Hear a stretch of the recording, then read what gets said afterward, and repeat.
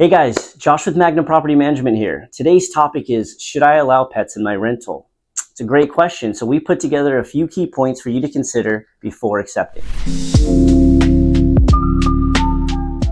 A major factor to consider, starting at number one, is the percentage of people that actually have an animal. When we run the numbers, we see that north of 80% of people have an animal.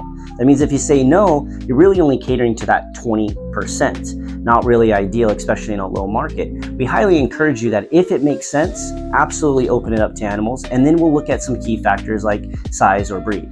Speaking of size and breed, you might want to check to see if there's any breed restrictions or size restrictions when it comes to your HOA or your insurance. Sometimes people think that they have a medium-sized dog when in fact it's classified as a large dog. Check with your insurance or HOA to make sure that you're in no violation and that you're fully covered here. Now the next question you should ask yourself is, what type of animal, what type of pet should you allow?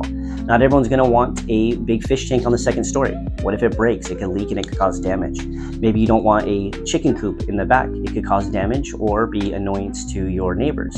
What we find is the majority of people have 1 to 2 small dogs. Small or medium, it's subjective. What we do recommend is at least exploring that. Now, when it comes to cats, sometimes that's up in the air.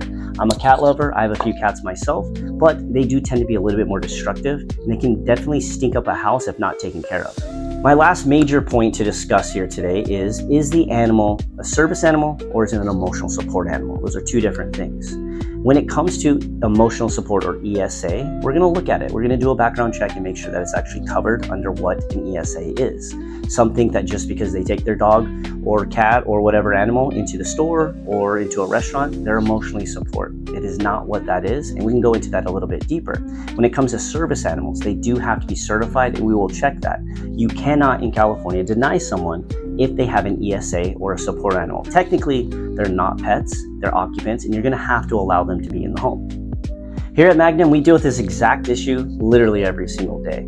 We put together a foolproof plan that's going to give you all the information that you need in order to make the right decision. We've also put together what we call a pet guarantee. I would love to go into that further. Give us a ring, give us a call, and I'll explain exactly how we can cover you and get your tenant in together.